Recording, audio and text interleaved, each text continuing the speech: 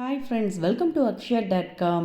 இனி யோசித்து கவலைப்படாதீங்க. சட்டுன்னு நிமிஷத்தில் ஈஸியாக நைட்டு டின்னருக்கு இப்படி சாஃப்டாக சுவையாக செஞ்சு கொடுத்து பாருங்கள். 2 எக்ஸ்ட்ரா கேட்டு வாங்கி சாப்பிடுவாங்க. இனி இட்லி தோசைக்கு மாவு இல்லையே, நைட்டு என்ன டிஃபன் செய்யறதுன்னு கவலைப்பட்டு யோசிக்காதீங்க. வாங்க, ஊற வைக்காமல் சட்டுன்னு செய்யக்கூடிய ஸ்பாஞ்சி தோசையும் கூடவே அதுக்கு பொருத்தமான சட்னி ரெசிப்பியும் எப்படி செய்யறதுனா பார்க்க போகிறோம். அதுக்கு ஃப்ரை பேனில் 1 கப் வேர்க்கடலையை சேர்த்து நல்லா வறுத்துக்கங்க. அதே வறுத்த வேர்க்கடலையாக இருந்ததுன்னா நீங்கள் அப்படியே சேர்த்துக்கலாம். இது மாதிரி நல்லா வேர்க்கடலை வறுபட்டதும் அதை பிளேட்டில் மாற்றி ஆற விட்டுடுங்க. இப்போ அதே ஃப்ரை பேனில் 1 டீஸ்பூன் எண்ணெய் ஊற்றிக்கங்க. எண்ணெய் சூடானது 1 டேபிள் ஸ்பூன் உளுத்தம்பருப்பு கூடவே 1/2 டீஸ்பூன் ஜீரகம் சேர்த்து பருப்பு நல்லா செவந்து வரட்டும். ஜீரகம் பொரிஞ்சு பருப்பு செவந்ததும் இதோட 4-5 உரிச்ச பூண்டு சேர்த்துக்கங்க. கூடவே தோல் சீவனை இஞ்சி துண்டு கொஞ்சம், ஒரு 3 பச்சை மிளகாவை உடைச்சி சேர்த்துக்கங்க. உங்கள் காரத்துக்கேற்ப கூடுதலாகவும் கம்மியாகவும் சேர்த்துக்கங்க. கொஞ்சம் காரம் தூக்கலாம் தான் நல்லாயிருக்கும். இதோட ஒரு வெங்காயத்தை கட் பண்ணி சேர்த்துட்டு சின்ன துண்டு புளி சேர்த்து நல்லா வதக்கிக்கங்க. இது மாதிரி லைட்டாக ஓரளவுக்கு வதங்கி வந்ததும் இதோட ஒரு கைப்பிடி அளவுக்கு ஃப்ரெஷ்ஷான கொத்தமல்லி தழை சேர்த்துக்கங்க. ஃப்ளேவர் நல்லாயிருக்கும். சேர்த்து அந்த சூட்டோடு கலந்து விட்டு அடுப்பு ஆஃப் பண்ணி அப்படி லைட்டாக ஆற விட்டுடுங்க. இது நல்லா கம்ப்ளீட்டாக ஆறி வரட்டும். இது நல்லா ஆறின பிறகு மிக்சர் ஜாரில் சேர்த்துக்கலாம். நம்ம ஏற்கனவே வறுத்து ஆற வச்ச வேர்க்கடலை ஆறி எடுத்து அதை அப்படியே தோலோடைய மிக்சர் ஜாரில் சேர்த்துக்கங்க.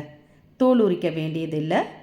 இப்போ சேர்த்துட்டு இதில் வதக்கி ஆற வச்ச வெங்காயம், பச்சை மிளகா, மல்லித்தழை எல்லாத்தையுமே சேர்த்துக்கங்க. சேர்த்துட்டு இது கூட தேவையான அளவு உப்பு, 1/2 டீஸ்பூன் அளவுக்கு உப்பு சேர்த்துக்கங்க. கூடவே கொஞ்சமாக தண்ணீர் விட்டு நல்லா மையாக அரைச்சி எடுத்துகிட்டு வந்துடுங்க. இப்போ சுவையான சட்னி ரெடியாக எடுத்துங்க. இதை அப்படியே ஒரு மிக்சிங் பவுலில் மாற்றிட்டு இதுக்கு வேண்டிய தாளிப்பை ரெடி பண்ணி ஊற்றிக்கங்க. கொஞ்சமாக மிக்சர் ஜாரில் தண்ணீர் விட்டு அலசி ஊற்றிக்கங்க. ஊற்றி நல்லா கலந்துட்டு தாளிப்பை ரெடி பண்ணி ஊற்றிக்கங்க. கடுகு, உளுத்தம்பருப்பு, 2 வரமிளகா, கொஞ்சம் ஃப்ரெஷ்ஷான கருவேப்பிலை, கடலைப்பருப்புலாம் சேர்த்துருக்கேன். அந்த தாளிப்பை சேர்த்து கலந்திங்கன்னா சுவையான சட்னி ரெடி. இந்த தோசைக்கு சூப்பராக அருமையாக பிரமாதமாக இருக்குங்க. இப்போ மாவை ரெடி பண்ணிக்கலாம். அதுக்கு மதியம் மீதமான சாதம் 1 கப் அளவு இருந்ததுங்க. நீங்கள் எந்த கப்பில் சாதம் அளக்குறீங்களோ அதே கப்பில் மற்ற அளவுகளும் அளந்துக்கங்க. எனக்கு சின்ன கப்பில் 1 கப் அளவுக்கு தான் இருந்தது. சாதத்தை நைட்டு சாப்பிட சொன்னால் சாப்பிட மாட்டாங்க. அதே சாதத்திலே நம்ம இந்த இன்ஸ்டண்ட்டான ஸ்பாஞ்சி தோசையை செஞ்சிடலாம். எந்த கப்பில் சாதம் எடுத்தீங்களோ அதே கப்பில் 1/2 கப் அளவுக்கு ரவை, 1/2 கப் அளவுக்கு தயிர், 1 கப் அளவுக்கு தண்ணி ஊற்றிட்டு தேவையான அளவு உப்பு சேர்த்துக்கங்க. எக்ஸ்ட்ரா தண்ணீர்லாம் சேர்க்க வேண்டியதில்லை. இதை நல்லா மையாக அரைச்சி எடுத்துகிட்டு வந்துடுங்க. அவ்வளோதான், மாவு ரெடி ஆகிடுது.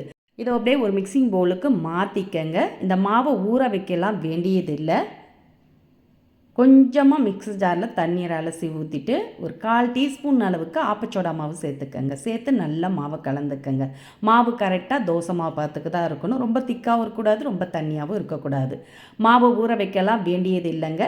இந்த மாவை நல்லா கலந்துட்டு அப்படியே தோசையாகவே சுட்டு எடுத்துக்கலாம். அதுக்கு தோசை தவாவை சூடு பண்ணியிருக்கேன். அதை துணியால் தொடச்சிட்டு மாவை ஒரு 2 கரண்டி அளவு ஊற்றிக்கங்க. தீத்த வேண்டியதில்லை. அப்படியே ஊற்றுனீங்கன்னா நல்லா பபுள்ஸாக வருது பாருங்கள். கொஞ்சமாக எண்ணெய் சுற்றிரு விட்டு இதை அப்படியே திருப்பி போட்டுக்கங்க. ஒரு சைடு வெந்ததும் திருப்பி போட்டிங்கன்னா நல்லா செவந்து பொன்னிறமாக வந்திருக்கு. இன்னொரு சைடு வெந்ததும் எடுத்துடுங்க. நல்ல சாஃப்டான பஞ்சு மாதிரி ஸ்பாஞ்சி தோசை ரெடி ஆகிடுதுங்க. இதே மாதிரியே மாவை சுட்டு எடுத்துருங்க. நல்ல சூப்பராக அருமையாக இருக்குங்க. மதியம் மீதமான சாதத்தை வேஸ்ட் பண்ணாமல் அந்த சாதத்திலே நைட்டு பஞ்சு மாதிரி சாஃப்டான தோசையாக இது மாதிரி சுட்டு கொடுத்து பாருங்கள். 2 எக்ஸ்ட்ரா கேட்டு வாங்கி சாப்பிடுவாங்க. நம்ம அரைச்ச சட்னியோடு சாப்பிட இன்னும் அட்டகாசமாக இருக்கும். இதே மாதிரி இதே அளவுகளோட இந்த சிம்பிளான ஸ்பாஞ்சி தோசை ரெசிபியை நீங்களும் ட்ரை பண்ணி பார்த்துட்டு உங்களோட கருத்துக்களை கமெண்டில் தெரிவிங்க. இந்த ரெசிபி பிடிச்சிருந்தால் லைக் பண்ணுங்கள், ஷேர் பண்ணுங்கள். மறக்காமல் நம்மளுடைய சேனலையும் சப்ஸ்கிரைப் பண்ணி வச்சுக்கோங்க. அப்போ தான் நம்மளோட புது வீடியோக்கள் நோட்டிஃபிகேஷன் உடனுக்குடன் வந்து சேரும். மீண்டும் இது மாதிரி சிம்பிளான புதிய வீடியோவில் நாளை சந்திக்கலாம். நன்றி, வணக்கம்.